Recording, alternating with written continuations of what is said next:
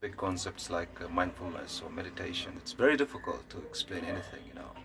If you look at Wikipedia explanation like I have covered in the previous video, it's good description, obviously done with careful wordings, but it always goes around, without getting really to the point. And the more you dig into this philosophy, the more you get around words but not real tangible results, like something like a real proof, for example. So I'm on the journey of making that happen. So in order to understand mindfulness, we have to understand mind consists of three aspects. Number one, the faculty of mind. Number two, intervening capacity of the mind.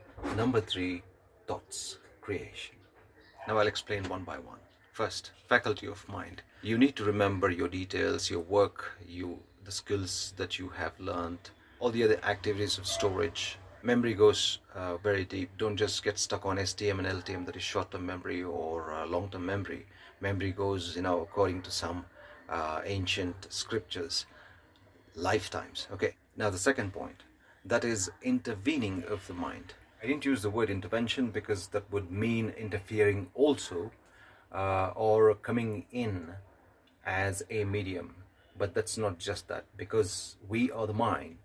Intervening is a habit. That's the sense that I'm using this in. Mind has to intervene, sometimes voluntarily, sometimes involuntarily. Voluntarily, when it has to run some logic, you're bargaining a price with someone, or you're considering the safety of things, of events, you're considering the traffic or travel plans, blah blah blah, all of this logical stuff. Involuntary intervention, here I can use the word intervention, I guess, is when something happens, like you hear a car screeching sound, or some fight starts, or somebody starts dancing in a mall. Mind intervenes at the time. That's involuntary. Third and the most dangerous aspect of mind, thoughts. Thought creation, thought factory. This is the aspect that has engulfed the entire world. The other two aspects are, one is very necessary, one is not very necessary sometimes, but this is the biggest culprit. Most of your time is taken, wasted, destroyed, gulped, sucked, and drained away by this particular aspect, thought creation. It just happens all the time. It goes on. It's just that we don't hear thoughts. Meditation is the art and practice to see how busy we are.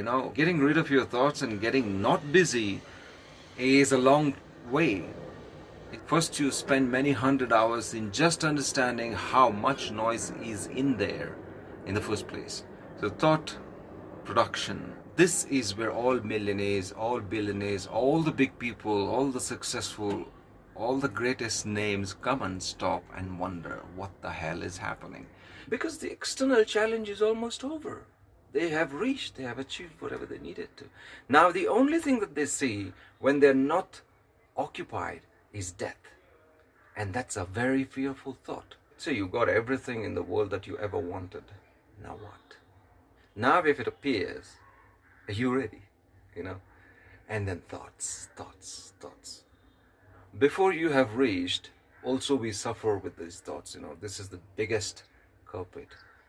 It keeps moving either in the past or in the future, Very, very rarely it stops in the present. And our entire struggle, entire achievement, entire journey, reading of books, trying to gain knowledge and trying to achieve wisdom, satsangat, and looking for the company of the good, of the gurus, the PhDs, the scholars, the philosophy, the doctrine, the dogma, every single thing in this world, right?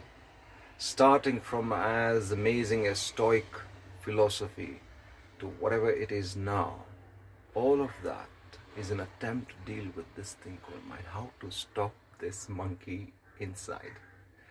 It does stop. It takes time. And that's called meditation. That's why I advocate meditation. You can party, you can have fun, you can do whatever, but just keep meditation happening at the same time. That's all. So these are the three aspects of the mind. Start from the intervening habit of the mind, the second one, and that will pave way to meditation in a really great way. Have a good one.